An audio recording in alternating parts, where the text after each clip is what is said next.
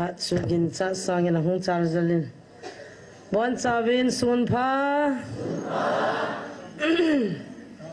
na ho pa ma ka holim ding ni le hin ka o zo hen na theo de sa jin a phat sa ki sei thieng zo hi a boin ka ki pa in tu jing kan hitabang phat pha phat ha ap ba pa pathini thang wa vin tuni zong pathin phat thei bu na zalin igial le ikigot na sangin mihing asang azani tamkin ovin pathin ko na le pathin ngai lut na I hai mil pove pathin wang lung hain tati kata san ama sapenin gam thata ta sapar mai na lole Delhi Bangalore lole Hyderabad azo ahong ki report ho cho agam chu abon in kan mel chi zo pona tamin mun chom cha gam chom cha hung khoma tuni thagau mai ti khom na le pathin ni nam piu a ho pi na athu changai khom dinga hung ho zo se amuna nam ho le akhune ho ti taute I ho zo se ni ngai lu nau I lim nau che bai na bolu te mi tamata hungai bin mi malena ki he zo poin kon kha chong hun huna kap puma hung thung jong amin a ki pa the da na ji chu lam gam thata ta Delhi an jot pawa Mizoram an jot pawa ban le lai hung thung tu yin ka hung thung loi jan ha hung thung loi ke wana jong jin tampi ka nei bin hitia chu pathin ei vil na deu hi amun amuna enam mi ten a hindala lai muni an jut lain amuna nam ho hi mi wang phai hi win ka cha te ko ma ka sein tunin mi chol bai ho hin mundang khana pathin vil na hitale itika chi ta di vem ti hi ka gyale tun kan jong gari khalani akasolovin singal lang ai lo le khupi sunga ko na gam thajap jap dunga hung nom ho tuni Sunday hi je chen gari tuni ni pi ni chen gari laile al ho min Christmas ni hi je chen he chen alading apuding in gari ka solovin hung lung tam hung lung nai lom jong ke hepoin igiala hile ki ho hi wang pha ka ki saben amuna kan amuwa jing kan ha kan tawa chule gam thata dal lo wa kamu mi hing khanin pha na la do jinga pha salai munan dar jong chu a hi ni khusungam ho jong na hi je chu hit tapang nam ngai lu na le pathin ngai lu na Jesu Christa izana ingai lu naw igial kho naw hi mi ta mu theya ki tang lo wa am ji hin pathin ka thang wa in na bon chawin chelai muna mi chol bai hon jong inam pumpi hung zo siu Jesu min salam kan bol ve bacha te ke ho jiben mi tam de bha akiti jiben aja tham lo la het lo cho heta hallelujah tai hung piano pha lo kon mi atam me a ho me ti kho het ji ai za hading do hon na din do pha le hallelujah amen nan sap sa ji do je cho ki hon ka het the ne diu jang cho pai moi no ha de se na ki ya lo de he khu khum ho lin na ho be bem ho phaten na ngai vi na mi tam ham hlom ham khat ve hallelujah samote na hallelujah amen hallelujah chip be ngai so khub mi tam namo kêu in ko ke ho dan ka design ho he na ya cho ta cho mi ta mi ho me te mana he no he ta ka ki pa ma jing in tu jing ka hin I pha nu jong hung thing wa ki de he tain jong le kam khat kam ni cha he jong le til kho ne nang sei do nom ne ho ana sei utin tu ni hin gam thata ta ko na ho welcome na jong in win chule zan ni lang chun special invite ai lo la ko na na ki nein pastor thang ne evangelist pu zaum ta pathin ha chawon jong inam sunga ala bui na la ya alungi ma a he thim thei lo ho chu hung di we he ti zan la jong lang to na tun jong ong na la in to na hi malang hi ki ho ye hen a phachin nom le a he chin nom le a khul chil nom han an thamo ian lo jong le koi machani macha sei lo he pa jong sei lo di hon jong sei lo de a ji cho phachi na ho chi phachi sa de he je chun น้ำปุ่มปีอภัชินที่หัวจออักโกวินยันตาส่วนเนียวหัวจงหงว่ามิลาตัววันในเหตุเขาวันยันตาหงเขาไว้เลยอ๋อยผู้ส่วนเนียวละลอยหัวจงให้ละงาตัวนักก็หอยปีวินนักหงตัวเดียวทุกคนนักหงไล่ตาเละนักหงพอเดียวอาศัยส่วนเห็นเววินลังปฏิมาหงก็เหตุพัดจูเจสุมินาเก็บพลัมlâuเฮล่ายิ่งจะน้ำปินนักงาไว้ตานักงาไอจ่าไว้ตาจัดดังเตมีดังเตเหตุนะอิจัดกีบาปีโลเตเหตุนะสับป่าวปวายจีไว้กิเดมว่าคริสเตียนกิฮิยาคริสเตียนฮีน่าจะซีโร่กิสวากิเดมากิจัวYouTube channel พวกกิเสียมาเหตุอาสุนจานาบอลเตลว่ามีอิเดมสังว่าจะน้ำนังไงลูน่าปะทินนังไงลูเลจิฮีอามุนตานังสุจิลเดอามุนตานังธรรมะนั่นน้ำไงน้ำปีจานี่นักสปอร์ตเดฮิจิมินิสทรีช่วยปนเกี่ย personal ช่วยปนนังจังได้ปนน้ำปีอิชูเฮจิฮิจิอาจุตุน่าพัชินดังอาหงกันพลัมlâuเฮล่านุ่มเฮล่าพัสดุเฮล่าอาศัยส่วนลังนันตัวสาดิวตูน่าปักไก่มินาเฮเทตานันพัชิดดิวฮิจิวาจูฮิจิทุพงฮีน่าหินโนดวานันพัชินว่าอดีตเราฮีดันปากายโอฮิโลปะเทนलगावวิลเนฮิโลวะสัตันวิลนมอมงเอเลนาจระเจสุมินานันโนดิวซาคงปวดดิชฮิติวจะเล็กหัวเจ้าเสียวอีกทูดิวเฮอาเมนเกี่ยวหันกันโนวินกับปฏิมูวินกับพ่อวิน2013 April 16เนี่ยปนาตูนิจันฮิกันโนกับพนวักกับ2003 apa na 24 tu kumniung hing wale ta kahin nova kan phachi nova April 16 ya apa na tu ni chan he ki cholwa hilai muna kon duty ka po nom lo hi ne nangin gala pa na nu ma nakizan na ding sum na pai mo ma na YouTube na sema cha chu viewers na hola chang khat chang ni na hola zani lang na kanau nu khanin zanga na ga thala ne ki pa ke wen hi chu ho po chu thu pi ai pon nam pi isu ki ti chali na le nai ta thil neu sa he ta lo he gel ne ma ei personal la hai ta chu ki da ma ki sei set pha nai ta pon tu na lai mana nong phat chit de amuni ti te la na ngap chapun ai le na ki zan na mun wa ko hotelang ti thilanga chu lup na chunga bol dem lo za chu helai mun dam na le voice pipi na sim ho so hi chu pasal hi na jong kol ga ma kam la ya kol ho pathin ka ho sa le sip se no na za da wa in bulu wa dal po bili ka ti ho che mei san meng cha ka ti ho che na meng cha ta bang ne mi mei san gala ko na mi hap chu di la wa zat dang te mi dang te pathin hello ten nui zat nai nei di wa na nam na ngai lu na Christian di ta na hiya pathin ngai lu na hi le adi lo chu na phat chit de kyong tu nia he ke personal la ta ei ki ho na banga tham ding hilang khaja sang ki boi de ta chu nam pi adinga pakai nei na ko ya la ya e bunu chu pathinin I hung vila a ho pi na ka za chu jesu mina ka panai bo ai ya chu nei dem na ho jang ho ka pang pa de ong na kho ka poi ka ti tu jing ka dam lo kan boi pi za chu na dam song na boi pi zo lo mai the tu zan khuwa ka boi pi ho chu na boi pi zo lo mai the tu jing ka mi chol bai ki boi pi ho chu kuma jong na boi pi zo lo mai the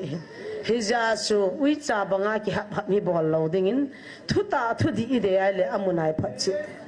hichiwa to hi ku ki cha te ngan ei mi ngan ki hin kol la vai khat cham pon pathin do dal jong khat cham poi koi ma chan bo jong na ba pon te hiya chu ga lai pen sang wa tu na jong a phachin dinga ki ko ho chu a hung khaw le lang e ki hoi na lain mun ong na lai hin asar so tong ki muto winang ki phalam lo yen hilang hin zon win ti chu sun neu la loi ho chu kan ko he a hung ta lo jong le ga la hoi ta na pangu win tin aliap to muto phone to anaki pan ki ta win tin anu la pa jong ko he anu le he pa ti di nam ka he lo he ya chu khat ve kan se ne physics bung gup chang khat bai hat to ka di lo de ka ti cha ti ho pa kai zalin na nu na pa ti pa he I bon cha bai ha na na ki ne mi hing angol pi ni zo anu pa chu he nu he pa ti atu na anu pa he ta lo koi ma he ta lo amin mingol banga ga til le alo cho na ding zakhat zania ga thonova viewers ga ma youtube ma zakhat zania ga amole cha chungol da na hita pathinin an ho pi na ding ni khona ye hita hi chun tau pi hitin midam lo ki zana hin lungthim na ta le subsit lovin jesu menin tau pi tin chapa tuna tui lunga chop lo vo sa ne lo za cho vanuli sina christian la di pin kai ta mati te chi tui lung la vo sa ki ne lo la thu pi ke jong ai pun ki ne hi ong la kho pun ki ne yong la kho pun ai chu kho boi pi tu lang lang ai cha pati jong mo don ta lo da ne cha pati jong kho kham the he ti kit ta hi cho bo boi pi a phone me me a anu apadana min mina so a min hallelujah amen tia man thila he ti le pathin ki ho na le wa chaila ki sana pathin ki ho na thila he ti le ama ho chu thila he ho ding a thila di ta hi wa ta san ta min hilunga akumal ha tau pa tau no chun pathin cha hi ki he cho pathin mina tau hi mi zakha jonglo asang ni se achewa tau ho hin pathin ko ma tau hi ki he cho aku wa tau lo pa tui lung sop lo pan ai cho jo si thin ho wa ti chu iti ki nuk mong mong da tau pi u te ka tau pi pi jing ya dam thei na dinga tu ma diu chana gim sin tu la hung dam thimi tan tang eo pan kit tan pathin in dam na hin pi loi loi na he khan loi loi hen lang ama ding jong tau pi u te ti chu ai chu na he so ke imu so ke wai ja zania lai muna thu pun ngai da aki ko jong se video an sim kinen he thang len se acha pa ba sa chu chin khola ma to la to ading na ding hi chiwa tong kho mo hi to la to din la din hello pe chu pa te se nga gol hak iza amuna he agi ida asuna jana second kha jong ki khelwa pathin na ka to khom koi nu ham ha ki sei pha ki thola kapun hae ta ha ki tu we जोश दे दे हली तो इनको ऐसी लगी कि मुरो अजी तला लुखा ता नंग के उम्लवा कि ngay luta pathin na ki tong khoma kinne khom ki don khom ki gi khom na vet nom la ka som ho heli mung ke kap do ti ti ka gi vom hu ve kot phung la anu kha kha cho kot phung chang ka bo na ka lup jiwa ka ha khuwa over ka tao khuwa over anup dan jan ha jong no mong mong he cho ho chu nang in na mang jong mat phat pu na tin he cho ho chu mi dam nan sei som cho ka na lo de da ki da min nang in la hin ki ju loi loi la chana pha he je tui lung na chop lo ja jong cho iron va hi mai the na tin ipi hi jong le a ki ko ho chung chang cho kan sei chur da na ma special a ki ko ja chana he chu hin tin tu ni hin akit na a hi chiwa iso pi pau atol hapa adam pa so na mo so ke he o isia ho bu upa ka hin kalung chima ka hin dem chu hele chun atan jong ka demetis chi lo tin chlai mana kho ipi hita ha hung chi le azo le lai mana ko thuta ngan hung pon le ho bu ho la ngai ho hi azo ki hi de ti hi chi lung thim chu ka pan sa na ya ti chuna yang sit na khat le lung thim sit na khat le a chin kholam ta bang chi ki hi le ti lung gyal ka nei ve ti a je chun lo a jong ka kun khom pi ho ko ma nang ka hindamin ina jong ka hindamin nang dem na ding la nang do na ding chu ka hol lai ta hin lowa ka chile I hung ki mu ne ti so sampi he lo pa ma chu kul hi di cho an mu pha na an mu hi di ya apo ma hung tol hata asang khali ta bola vun ta ki ma zina ana sit dan cho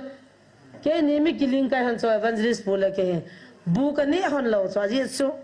ilal to ibudu lo to asang khali ta ka ga wala vun ma chu asang khala cha vun be tin ta he a ki ka cha na ya tui po he cha a ui dan chu he cha hing nam ui khuna ni thum to kai na be lo fix kala do na ka kinui lo lo ya evangelist puri de cho achila asena ga lo ham ka he lo ha he cho ka kia yi so bi pa cho ka ki da han lo na nam cho hat wa ai le tu nai pi tin hunga e pi tam ka ti le heo kan pel zo ta poi dam no mi tiong kamun pathin na to zong kamun yang sit ja chu kan do nei bu bet hi chi chun so ta I thu gim sa e ti so ala tua hi kin thane na ka nei pon evangelist pun zong nei pon tu tua hi Nazareth Jesu mina ino di hi chi gulpin na mun hi te di na filam ka tela long long ka cha so yung ki mut ta bang khana me ti so lo pa ma chen na anam thet fu ya ti so a hing nam lang lung khat ka za hi se ba chen ke nin jong thane na ka nei hon pon ka nei hon Nazareth Jesu mina cho satan thane na cho ka no hone Jesu minin touch ka bol honin kan yon kalhang honin ka tau pi honin nei le ama cha pe ta chun hi chi a fil ta a kiang ho chong cha theita a jing na hung nei le a vun le a ti ki kinal de du cha nam ta pon agwatan a man jong ki dang sa a kina hung pha nin in al hon hin a kiang hyang na thim kina hung gi chatan he o nei sa dan han tan bel di dang ka nei po yatin hi chiba ka pi tawin jingka ni han bible simin taw na na pangin hiwa testimony se nei le koi holung hangam ne he no wa a ho bu hon tunia innan zu ding hi na upa hi na jong ka ka tawin na chung thu ki se ding hi ati na hung pu do tawin mit hilong pu minina zone o nei he thi min nang taw nan nin hai hon hi in ne ka chan ding chuna mu gen thei ka hin khusunga no do ding ti chu apa walo hin chula upa u ka hin jong ei ka tawe sunday ma sa chana mi hinge na sim thu dan ho cha be thei ti na ki che cha mi hinge na bol thu ho chu ton sot gam chana hi lo ding ki chi ta chuna pa pathin cha pa pathin lagau thing pathin mina a thano hi ya chu hold on no abu hi so mai a sar son chu ve leo chan lang na pa pathin cha pa pathin lagau thing pathin mina chu upa ol den ngap dat abol wa amo ho hi na aka theu chu amin chu pa kai mina pat wang wa chu abol thuwe za chu thung lo ta iye lo hitam hiwana ga chiana dam sangin ana thilatin ho bungon luta ana ki bol dingat a hing pan hoi langa vet ding a hin sanga thi cha de uta cho puna nam dana mi adam do pa na hin khong ki le ke ta a ti ma angai ngai ti hung do ta a ki pa dana zia cha ta ki ko ya mi kap kap ma ai chi chu ko hwana ma wa ma ho bu hwana ma nakali wal chana pakai thutan vai hom dem na amma ocho hichiwa hung adam sang chun hichiwa testimony se sang chun thitale athis hichi chu koi ho lungel ham dile lam kai lupo khatlani lungel ka phama ki khila khantin ka lo hi be khantin kal lon kil ho ki pilal khante ativa buyu abona ka he so ke gari lon kil ho hi bui khante service on zomin sang son thum sang son li lo lo wa Sunday ni le ne tai kyo bible chang khadi sim la pathin sang a dan hoi chi pi le min sang son thum sang son li ki sang chu a ki ka tha ni pi ni ta ding bui ta tu nai hon lo jong sang po bin koi man jong itung po bin kum som thum la kum thum ka hin na pum pi ka pi doin pa kai na ka tongin ka zum khapoi halani an jong ka ngol khapoi ka dei den jong ka kivanin ka dei dei jong ka nei Jesu ho sat na hai ka se ji ke nei sponsor jong he pa thang kumang sang khat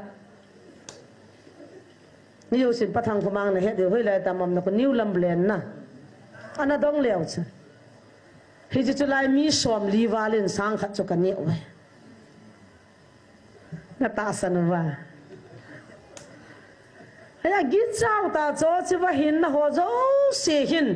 Sunday ni se la jing ka se len ahung zo se mi asang a hung ki khom che ho hin ke hi za khat piong le ho dai tai ativa kurul thuma nei tai jong an ti kho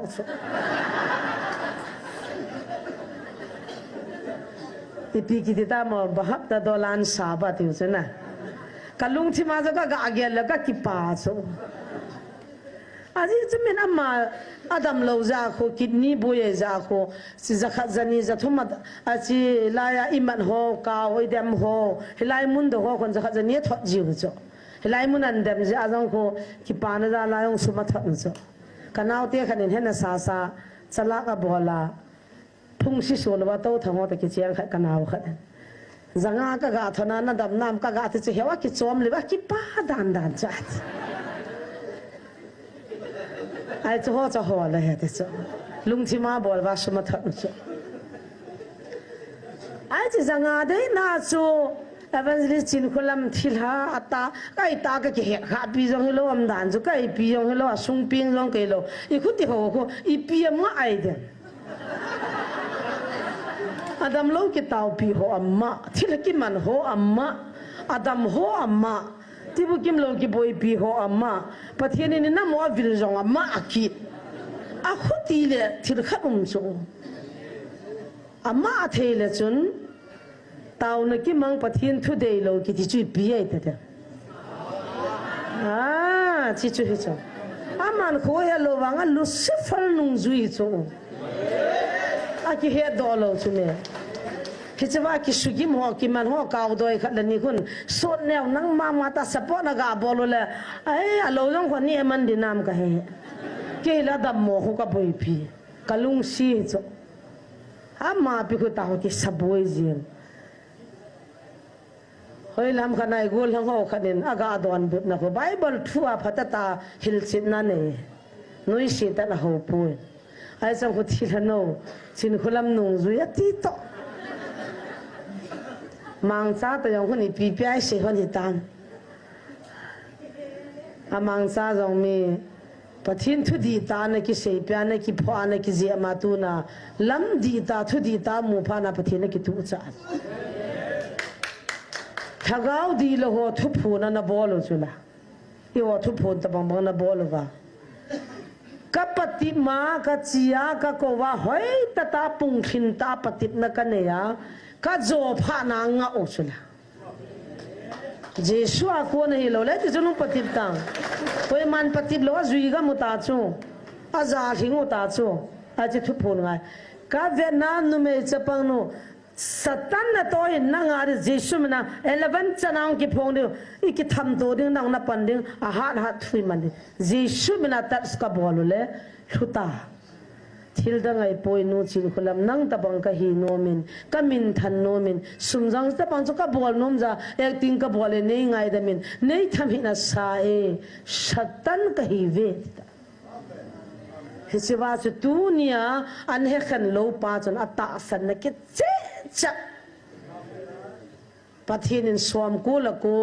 talan re kan je la pi ho chu hita zakha ki tila ki sei khilin te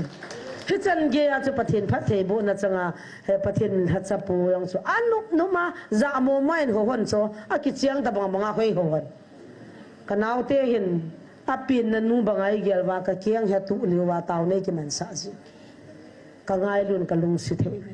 hi cho he khan thei lo na lai tu nia pathin min panal hacha ki giala na tonga eu na lai hon innam hi ti damma I ti hom ti gial pha zo he tai ka ti ki khol pha zo he tai tu na chiwa sanga ung to ho he khulanga khwa bon che kya ma giala thilhan gial chu di lo iti ki mo ma min anu isha me zo anung zui ko ni ham thum ham khat bo he dia he so zo si an he khan thei ki no tin chile chi nau pa o so pe pa pu ma tol hapa chile chi wa khawa na ki he nai so pe khai gin ho he so loi dam ta zo ma a chu ma khon I pi nga khuti ma ham na ke na kan la khu zaw ngam ham anna ho da mama ala subui la zaw ti ne hi cho ami dam ki ma mi ki taw pi ki ma thilha ki ti cho a subui la zaw ngam ham ta jong ka gi ala hi cho jong hi hoi tan na gial pha ki nu tin nam wa ding in chule mi hing tu na le kha za in ta no vinin se mo vin more evangelist pu jong epi ha pastor pana ahunga ro re nyam phan long lo lai ama jong chu awang phai tai kin kana sei chu ka ki sei phan nei pon lai hung zau vin tin ka hung ru na hin reng kai lang hun ko mi nei le presbyterian na pa te ho zan hamin sabialan da movin i to khom de wa hi ahung ti bin pa khai lam holoi i hung ti movin hi chaba tun ke ni pi ka sem he pa ka pin thania ka gial ha chi pi ham ti le pathin na hi dan nu ya to di hilovin azadi free ta ka to nom ja tu ni chana hi kin ka changa missionary ka changa kal song ka hi in koi ma cha ki chop sa lowa ka ngol dong la ka ngol ka ni ola ka ne dung jan na tong ka hin tunin yo presbyterian na chun nei som leo chun na thu thu wa nei kai diu no ho thu zo ka ngai ding pathin thu ra sam de ka tin ka dan he chi zo chun reng kai langa az ho pa te ho hung ke novin ke ho la evangelist sin tong in ne tin hung tim ki novin kin he pa te ho ka lo chu sang som thum ha ki pan de hin phana ma ti kin ka se chu he pa free ta dan noi lo wa pathin na ki thi dan noi lo wa to de dan ki ti hi mi chon se ho adi lo ho ga ana de nga ki si ma hin dana ko na ki gal kai ta da nam ki de chu ka nga chapoi ka thi le nu me ki dang na he i thi i da ha ki ching ko na i so piu gang ta pa khat hung kin in pathin phat thei bu ka chan na project hi nga group ka pi the he bitil bol the na he chi wa chun hungin lang NGO tai min hapta khan in ni ve office ung ka in lang he chi wa chun training i pi vinang 40 na tiam 30 na tiam lo na de za na sin pi vinge tin sum hol ta pathin na to ki ko ngai pui kei kadam sunga free ta pathin na tong da ki pi do kai zin nei he thimin lang na pai mom le na hil na vinge ka kanom ki po ko na tampi ki mu he koi ma mu pin pin ki poi he chwa chun GFI Gospel for India kol la vai thagau mang boi pi hola ka ngai sang pen pajam lal LIC pajam lal vai phe kai na ahung ki ta la loi hon ki puin lamnu zigol em din hi lopi lal pan hung bang unai kha la he na un lo la un ne di nei kha e hung gi ga he pa bang sep dilati mo ka ti lal pan kol la vai te la ga hung mang u de hi o ki he da hung kan tho cho ipi ham ipi na bol ham ka ti le lam ka khupi sunga kol la vai te ka boi pia thagau mang di te boi pi ka hiu la puna la puna la pang yanga ai te ki mi lung thing ta mi phata ai pau he ei ko dan pa cha ta awang chun kalunga sukhan Gospel for India chun kum thum council in kaumin khakana sang se gi ham sang gi ham loi sim pi vin chiang kha jong kala pon amunam ho ding chun kol la vai ho cha don na ding in ka ka pai pai in free kum thum chu council in kaumin kol la vai ho lam ka khupi ka chon vin pathin ka hong sau vin pathin thwa ka puilu no jong dim se anung tol jong dim se he chu ka ti lo na pin chu tu ni hin igyal le he chi bachun acha te mi bang ta lo ai lo le acha te ala zo lo ho acha te abui pi pe ta lo ho nu la patam bi ei na pi jivin azo chun ka cha te la ka ngai lu pin kha silong ka chiang la gari to la ka ki pui ka nung zui kha tun sipaya pang do tan ka cha pa anu la pa cha hung lut han chu ka ga amuin go go nu la pa na to nam na khon dam hano he amani ko he azo le zo ki se hi sa venete go go pa khon go go in a pi kum khal al hagit ka ki va in sipaya pang tan ke ko ma ko nin sipaya pan pha na ki nung la ki sipaya pan ma sana ju ke pi a pan pha na ki nung la ai ti hin ki bol po te na a sipaya pang the lo ngan cha hi da no wa a hoi si se pha si se ki nung la jiu lo pa ta lo mi hing dan sim hola mi hing dan hoa kana nom lo je achatuna hisi ministry ka bol he achatuna aboy ho hi danam ho chi buyu ta cho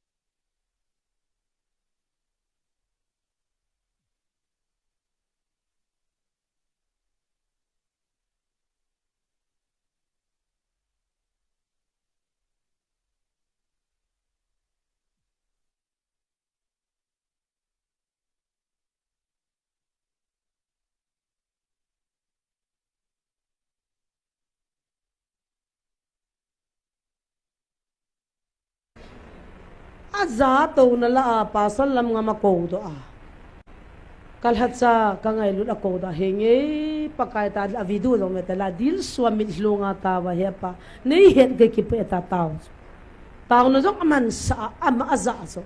na ho bung sunga gospel ki pa na thu phale ka ngai lut na thui hang sa min lang sei do in na ti tu nia he sei do na ti ja cho i ma pang dam na thu mi na ko khom de ti na gam bi sunga kalhatsa ho na ko khom de nga hi ti le cái chi lo la hung hi vin tia a pho a pang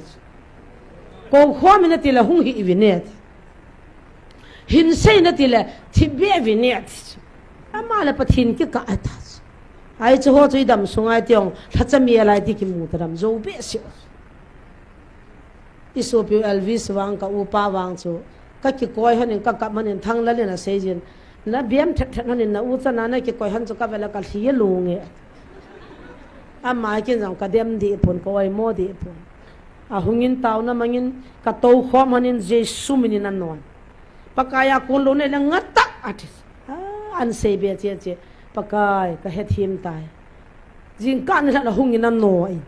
taw na mangin thu phun cha noi pakaya kun lo nei le mangin lang pakaya kun hi le nei zovin ta taw na ne ka to khom han che ta jing kan hungin ei ko in alo thei lawai tai ecn pewa kala ei chop mo hin kem kursiat ka bol na di tam piemin hi che ho chun na bol lo dei tai chiwa ko na mela ki mui ei tivin no mo sa hiwin boy ke hilanga jingkan ha ne la cha lam pang zo boy pi tang ka te mi pakhat ka hi in ati akilia ta ne hi chana ma ya dem ding dan jong ka he them thei pon ama chung thu hi sei sin de dam pa hai ta mu chil cha ma chen a zo se le pathin in hen tin a ta se le pathin in henan video record jang bo nam he ka taw naw thil zo si uma hi hiya chu tu ni in le sit dan sim thu ho le kha ki su ho paka jin hi ti na se ye tu na pa na nam pi taw na chi te hi vina ti lo pius doctor pana se banga chu KBC KCC na ki gel to chanin I ho dan to ki tu pui am ho dan sim chu Jesus sim hi lo pia tu nang hoi dan in na kan lo ha mi za lai lai na hungu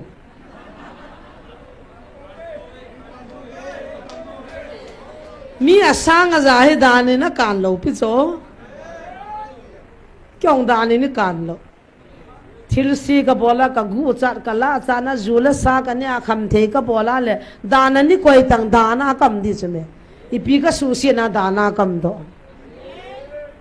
no chi zo khu za nu ma hu do lo an ku te jong hol do lo zu zu hi za nu ma dana jong koi lo azu kham ni la la tui bung hang khu ve tang no zan la jong zan kim langa evangelist pu to taw na mang puma khupi sung ka gavil hon che nunga aniaw cha cha anak khamwa na ke koi re ru wa pasal khamwa gari al loi la ka ven hona ta hore ang kai loi la ka chi hona itabang boru umam ka gavel han kidang ka sada ai cho ho cho ki sutup lo ki don lo ai chiwa no chi zo ho ka boi pi han le I pi pi ai ho kham the ho ka boi pi le pi pi ai ho kham the ho ka boi pi na an ngol ro phala re ma ka tha jiwa a phat ding ki le ro counseling ki bola ki pen tha sa rehab center tam che che jing ki pa de lo pu so rehab center le khu pi sunga khat am jong la hun se chume kham the ne tam ti ne chu koi ho diu ti ong tu na pe wa kal da nam ho chun hi cho chu da na koi tang no su tup tang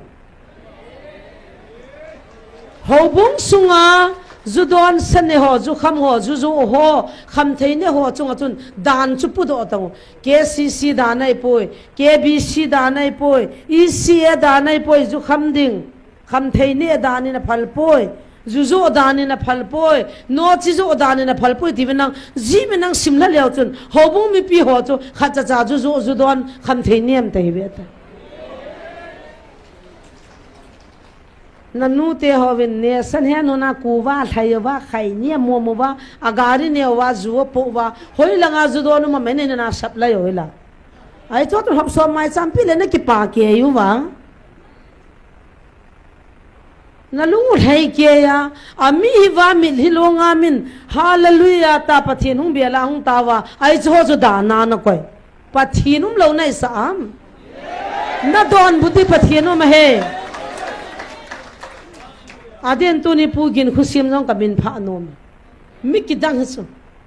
a hung nia hi lam kai tam ta to khom wa a kyang he pela ps a kyang to ta he sa su ta na het di khan kalunga mang lo lai phone na mi a kyang hi sang ta ra he pan ka naw na kyang chu koi sa tong phone jong chu me hi tong hầu hết cho hồ là năm năm cái hối tù khom một số mẹ cái nó cái giá hết chân kia phải là xích lệ lắm cái liên tạ hết hầu hết cho liên tạ khana cái gì là hết chân discipline rồi này lâu chứ là alo bui bầu số liên biên này hi cô hiện cô mang ini kia là khăn ta bui bầu chứ mẹ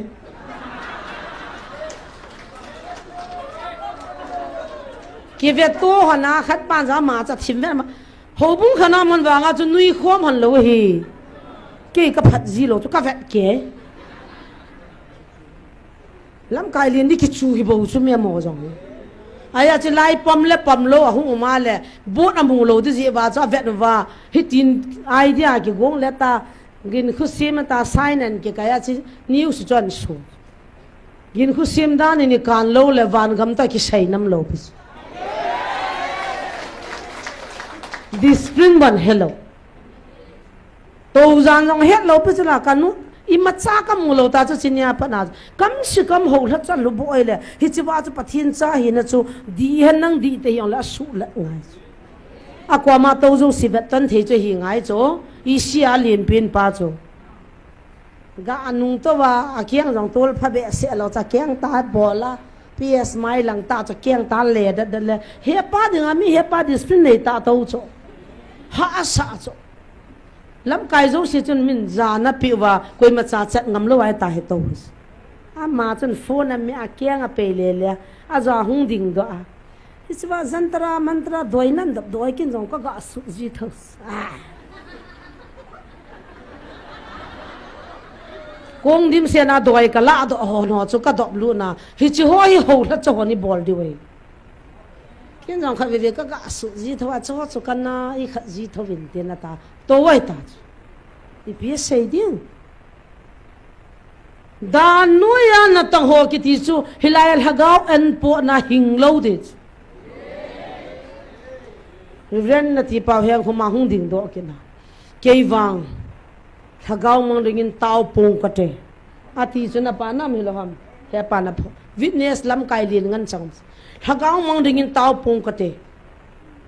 hagau mang ki ti le me thei ti ang hagau mang khome gam sunga le kha ka the ding hagau mang dinga tau lo de ka ti de an the ta bi chu an thia cho koi koi chen de simam ti le a ki pa pi mi ti le hilai mun thu la ho chen ki pa pi wa ada ho chen nom lo he pan ko naw hoi lang mi koi pastor nai za min pathinin hagau mang dingin ta win atia nam chu ki hon boi pi na win ka te hagau mang hon na hon boi pi win ne ti le ka nom he hagau mang dingin ki ta pon te ta ki to ta zo ka vele alim ta chun ka vele ka pu na dan dan cho alu jang chu khot ki koi na ki tau pi la ka lungam cho thishan phul ta na e hoi moi nu pai pe ta di la pum du ma du pha cho i thamai tau niu nu khat tu hen hon khana ko lung yet aneu cho hi chi wa chu kam mi ta ka phot chi nu cho i tin jong hagau min jong mu thei pung ka ti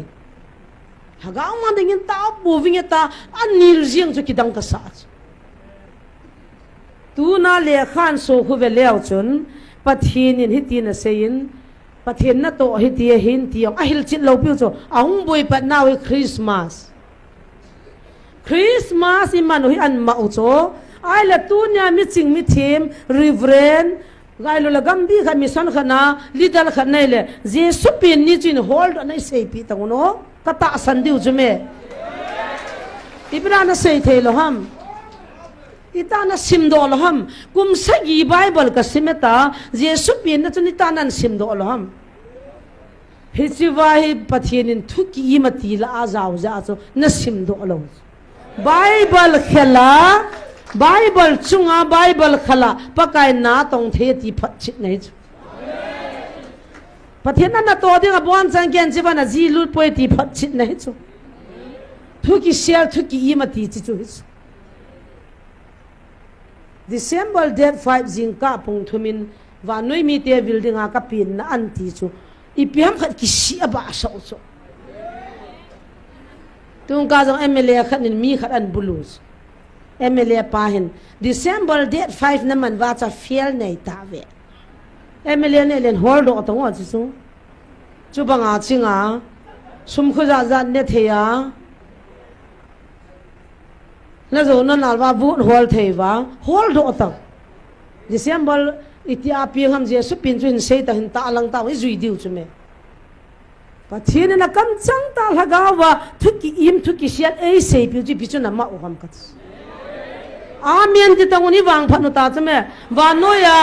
ta san za christian za num jang le hu hing pa je su apin hello mi dima yo ku ki cha te ni he tau chu la hallelujah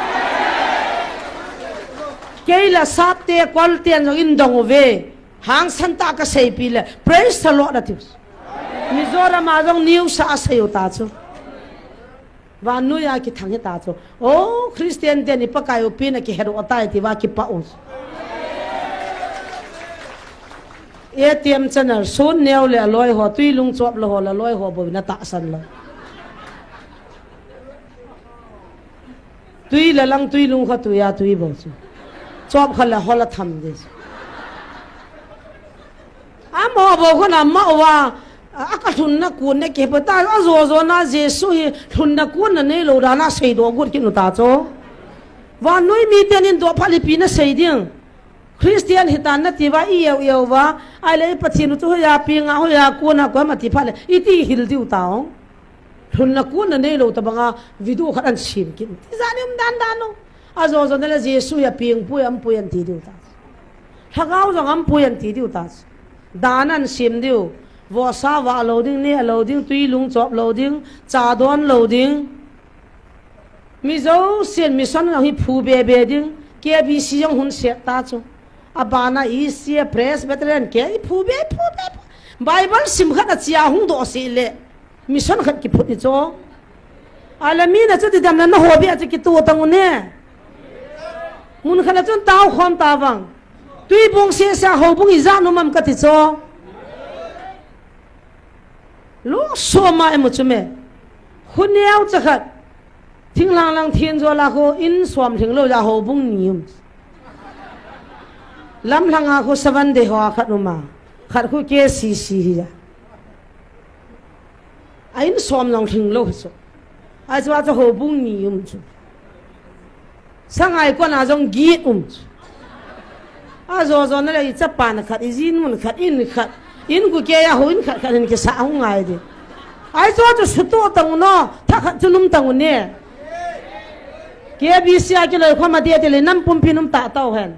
ke si sia de lam ta taw hen ana ho ban ki to lo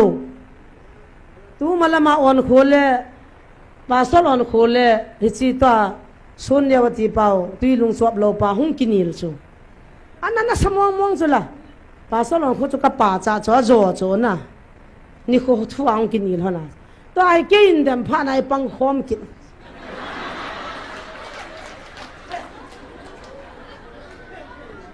pasal lam ngam ho loi hin sang khol chu la kang ki a hitai pi ti ta ke selef na hi chi hi anapam lo cho tu chunga ke in dem phat wa he ga zaw cho pasal heller san to lam ngam hi ga zaw hona amane ho ke selef ti ho la ho zaw hon sang khol kang sang khol chu la chu ke si sin dana ki phal lo cho a khu ti la dana koi di chu la mani khu ai ta hun ka yang wa dana na ko am dan su ki e hon chu me ke si te sang khol chu la lo di ti hi lo ong ita mani na pho lo lam lin dunga dinga gun pang dunga ga taw ho chu iti dana lei tol pathin to lam lien gun pang nunga mi he na ga tawa sang khol kang ga kya chu thupi nei so pho tang unem dan te ki to lo chme dana koi di chme mani koi ho di nga dan na simu khu hello innocent nu la pa chapang pi la pu hagau mi ho chunga dan na koi chu na koi bang bang na chungang hung de ti ne ki he pathin na chunga dan na koi ti na hai mi hi chung thu tan de tu ni se po che thil so I ho ma sanga na mai tan bible chang han sim hang ka tin ngang ka tin hi che wa hi tu nya kan se ho chu tu ni se a thil so lo pe chu I ho ma sanga nam ho chu nga su sa ai nge to thei then na to din sung lang jong lei to lang jong khoi li pon ho khai be vin lang christmas nia mi sang nga thing de in pathini wa chei wa ni ni kho mu hi nam hi ho linga satan in he su chi me ki dang jeng he video ko mun tina ki ha ko ne vele chon mi ho chu an na za mo mo chu sang ngai thin we hi chi chu ki dang a sawa a zo le kum kit le ko mei mang de ki muta pon te ti wa dana si mo ko vele sang so mi thun thau thau deus a thu phone iti chanum dhan jang hello wa iti hu phulu jang hi di lo cho iti apa thin nan nga dam ke hello bo chme lungil tan na hung lo jang la ta win lang na lunga khama a di point na ti la to na kwal vyang sudin ka ti so ibra na hung ngam lo thang ne hung in tin aban e hung a boy thang ne la pa so thang ne lo pe chum na hung hoi po zan kho kha ki ha ki taw le imin ho jong ha chaw gam ta in hai ta tan na ngai u te bible chang khat ngai ta kan sim do nom hanin ngai chalin si 12 chan 1 to 12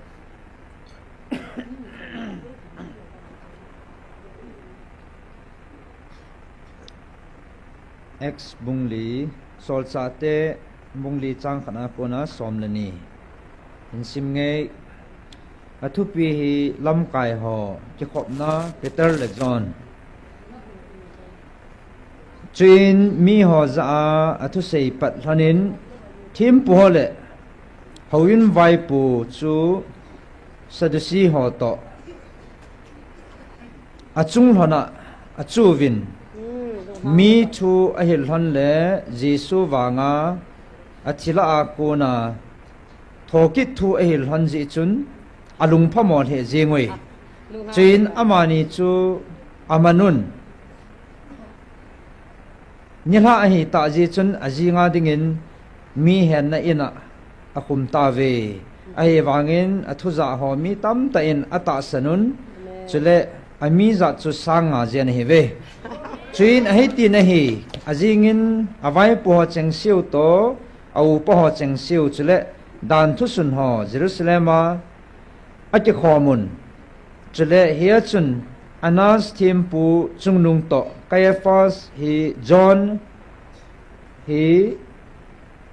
Alexander hi chule thimpu chungnung in kute chengsi to aum khomui chin alai lunguwa amani su atungun ipichunei nale koimena hi chihina bol han ham tin adangui chita in Peter lagau thingin adim senin azauwa nang ho mi ho vai pu ho chule upa ho tunya hichi michat mo phatna ki bol thua hichi pa ipia iti ki bol dam hela hitam tia ei ke donga ahi ta hele nabon chawin ki het chiun chule Israel mi zo sen hechi hen nang hon thing pela na khat beu Nazareth Jesu Christa pathinin athiola ko na akai tho chu ama mina chu ama hi na ngowa dama dinga ahitai nang ho in sahon na dei mowa na payu sung aninga api pina panga chu ama hi ahi chule koima danga hu hingna aumpui izina mitile vanuya mihimla hu hingna iumna dingova kipia mindang amindang in aumpuyati adi be se na hoi ta na sim phan na in na lun phan le na tha pang de he lam kai ho ki khop na pital le zon ati hichiwa pathin nung zui pital le zon hin khwa so do chwe win mi ho za athu sei pe honin ki khop na ina Jesu hi juda gol hang hi pathina I pui ta pang ho chun pital le zon he do cho aje chu pathin ki ti chu mi hinga hung thei lo ding hi amai mi hinga hi thei pui ping jang hung ping lo de ti wa hi chi upa ho sadu so farasi soi pangu cho Jesu hi pathina I pui ta sei lap na ding a bui u chamoi zon le pital hin Jesu chu pathina he ati hon kinil bau tam na ki boinam ta chu selai mona chu hi selai ta chu ipiham mi nawa deng dung we na nu he na pathin thwa ki hole ma hen jun tha na langa khona min langa zonga min hilanga to ho ding lang khona min lai wa deng dung bol po tin na nge je chu pathin thu til kho nei nei wi pathin thu hinga hin jaw tin hilanga jun so ding langa jun bu amen nu mai ho ding in langa hen langa malanga tong si seding in langa jun tha na min hilanga sai na tong si seding noi langa chana min hilanga to ho ding in lang khom me ane heu te na le langa khon ol cha cha na ninga na chiu tin hichiwa pathin thu cham cha anangai khom te pital le zon in athu le agim na hichi pha lai ta e tu nai ho ta bang banga bu yu ti ne yo hin ka pati min ka hemong mongin ei simpa Nazareth Jesu ka pathin chun ku kinammi te ei vilo he ka hung de ti na hungin satan ho hen tamin thil ho a hen tamin a eng bolin pathinin galum ding ama ho ma ma hung ki sei do sain tunin gal jong amin pathinin hagawin ei vilati chu tu na mi asang ni phat chi chu upa ho lam kai ho good ho tis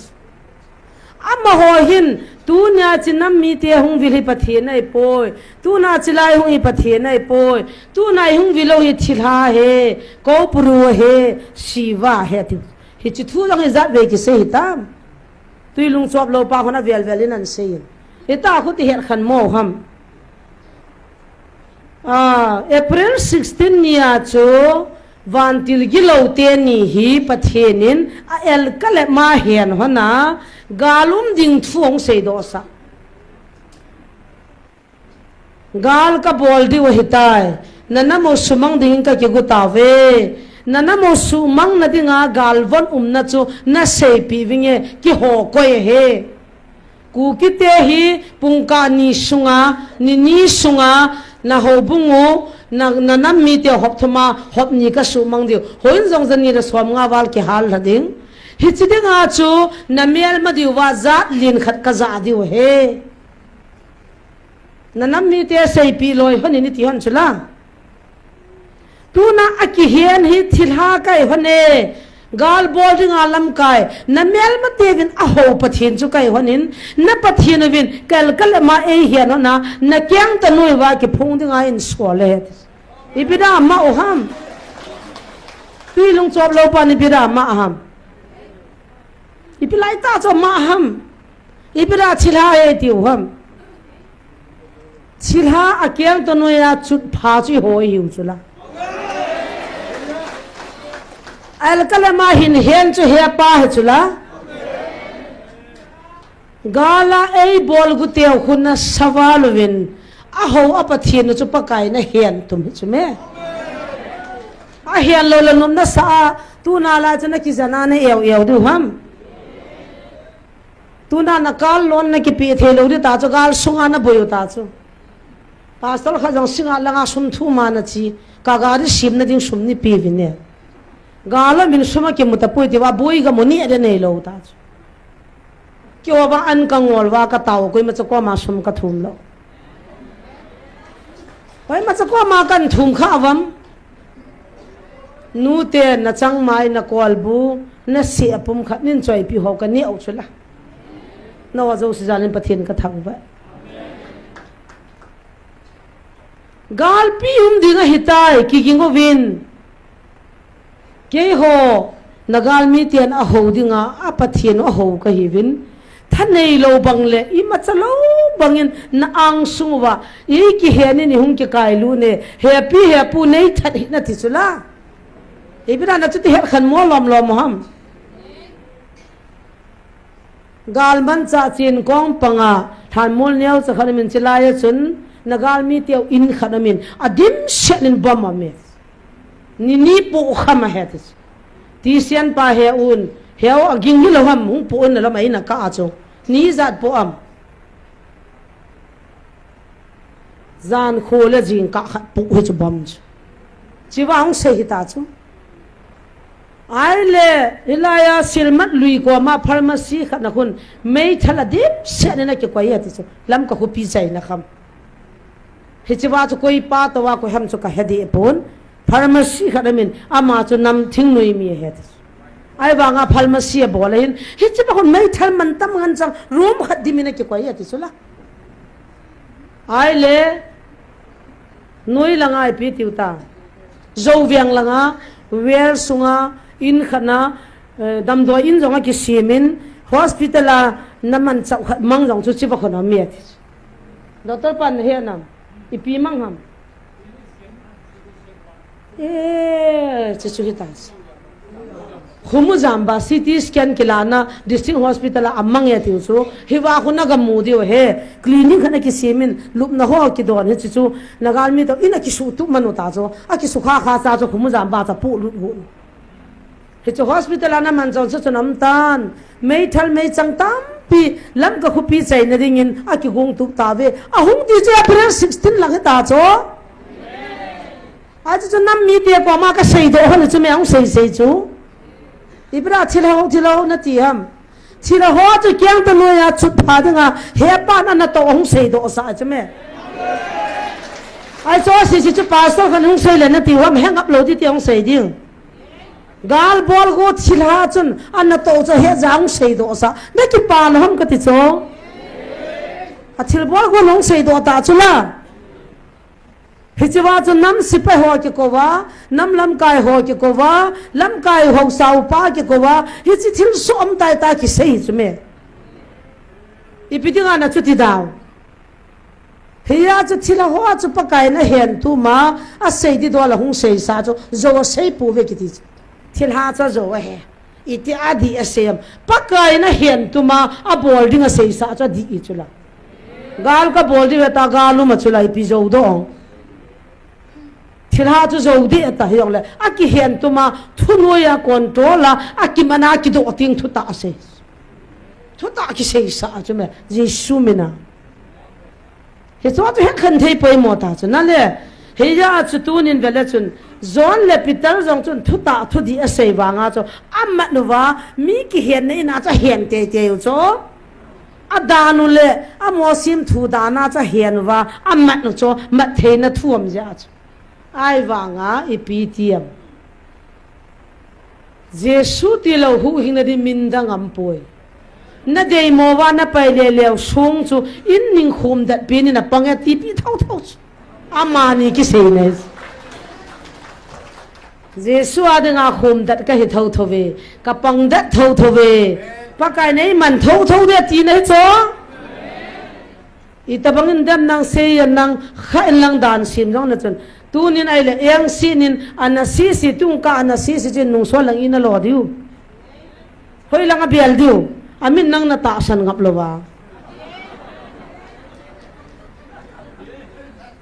atunin hagaw khat community yong ki mukhalo isia pa na sawan de alu jo hagaw mang mana ki hiya res betel na pa na ke si sia lu jo hagaw mang kha ka hol do ta tu kum hobu mi ki beve aku kom teo kha jo hobu nga aminan ki pi mana jo hagaw mana ki hiya lo phiji jo hagaw man hello pu chme satan na tha gon ho apiang tha lo ho doi la ai choi ho hi chu ho chi su di wai mat diu chme satan ho chi mat wa immediate te khan diu chme pathin la chon jisu mina ho pha de chme tung ka izat ki man ita nang ko man zut lo Hiti lai mo na to hi mission thum lo pi chume Israel no pi hong dim sia no kamu Israel no pi hong to chu ka uno li na li nu zoi lang ge ta mo e ka te khan gam tang no he nge chu lam kai nu ko me Jesus cho pathian ne ti he cho ka ko lo pi cho Catholic pa te oi langa to ga muta betul langa khat ni khonan dam kita beta ba Father kum liye zile cho Nyau pi masanga sei de he beta Sim thu dan ho cho ni chan na pui dam ka ti cho Judaism izat to hitam sabat izat to hitam KCC ipon mai ki mu chu la Hijidan ju ti da kan dong Ipung che a ho bung ki simu wa loi tu mi simu wa iki to mo wa atu chunga pa kai nin vil pha na chu WhatsApp ma Facebook anin dem khom thu za na sung lang ma chu hum pi ta bang ngei ta bang nei bo chu ki ho thei ta bang na ho be chu isi pa solo ke bi si ke si pa solo chu savan de chu lut kum tau Son neo na chu ti pamwan son neo na chu ti sapon le no no vo sa ne da nang tui lung chop da ta ka Christmas o vo sa ne po po to na thu du a chu banga ta sanu chu savan de chu ni nam pum pi chum ta ta han le pi kho am hi chu hop ti ilo dan sim thu le na ka li ho hi nu le na mu ti dam ding Tunin van noi ka vil na der 5 ti chu ke sei lo pu evangelist pu sei lo pu cho akam changa e vilu he pa na sei chu me mi za khanin ke ngai lo pu me mi som ngan ke ngai lo pu me asang ni ngai chu me asang in ki phachi ni chu me nangin na changa chu sitin na do dinga ki pan lo na hi ham Sumna de mo ma zanga sang khane de len seda kyo na nan don pi bin nan phat ta ve ta ki zan na de nei lo ta chu boi chu ela YouTube man sim la vival hu ho ta zakhat zania thonu kana nu na ti mo mom ta ka thot ne kho he la hi cho pa chu boi pi da ham nam pi ya ve lu he ngai chu la pathin vil nei ya ve lu he ngai chu me Zon le pital zong chu Jesu pathin ai po di no wa a he no cho pathin ai chu ke sanga hu lien ding hung lam kai ding a mai lenga hung ki nei ding mi honan ho de tu le hi chu u pa ho lam kai ho chu yang si wa le zon le pital cham wa ina cha he no chu ai wa nga pital en pi seam hu hing na ding in minna mindang mong am po Nazareth Jesu ti lo mindang am po na het lo na bo lo he dis na pa yo song chu in ning khum dat pi na pang de tu ni chana pital khum dat na pang hela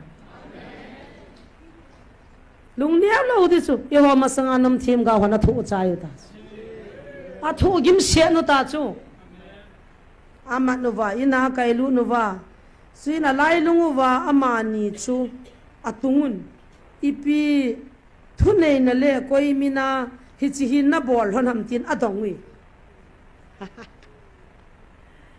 ipi thunei na le koi mina cho hin na bol ho ma so anadam lo ho adam cho ma o Jesus cho pathian ne ti cho amma o Nazareth gol juda gol hangai bo ve pathian ne po veili do de ti wa ado cho lam kai ho cho na mo sanga Jesus lo pin le thu ki sei de cho nom lo ke ti na lin pe nge ti so ta gen ko sim lung gel ta bang ko so isi a lin pin cha ki tu po la wan gam ki lu ni ala kho poi ti so san pul ga mi isi ga ma ha ka lit na ga ma ha ti anu ya pa ko ni ti cha la gen ko sim ka te han ke ka to da ma ti ki so ki ham bol ji uchala ka nu te ka pa te mu cho isi a election dunga competition na sang ya ti so ke ho sunga hai so la ka zaw lo jin pathin ka thang wa ha boi pi mong us a phunga changan ki ve vin te idi lo pu se me tunin pakai o ngai utin ki ya lute sisai ve ti sim phadinga cho nana mo ka sim tuk to ka kong vil din he te pa nam sisa pakai nei sim tuk lo ko nei sim tuk tu ham ita hobung khana em lo ham umute na tu na cha te ka lungo lenge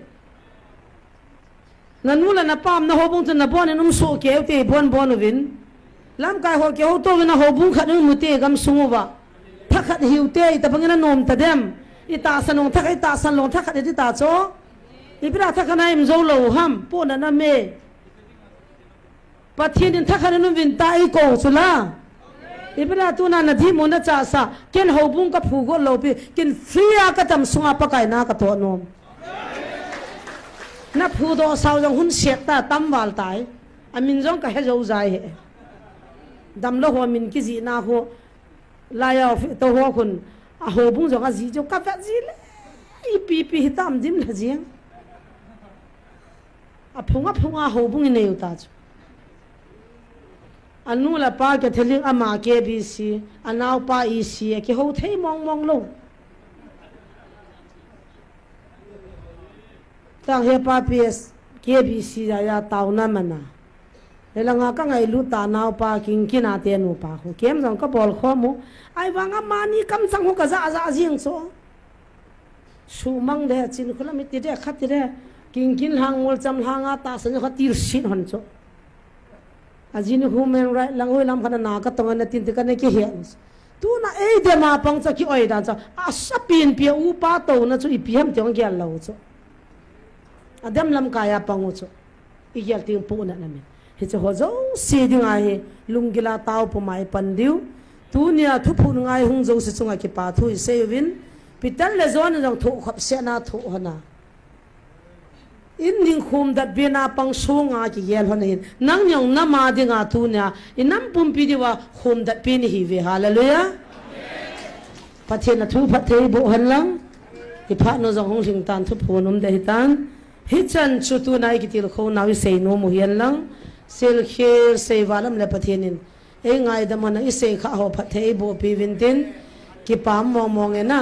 taw na chong cha ga ne te dinge pakai ka ki pa ove ka phan ho da ma ka chai the ta ji win nang ka thang vai lo pi na hung changin lang ka pha sung wa nang ma hung ki choi sangin na khut na kaung kil hanun na min thang va in alien neu lagaw la ta sa lung mong la thong monga e to sa divin na jesu minin ka hung taw ve amen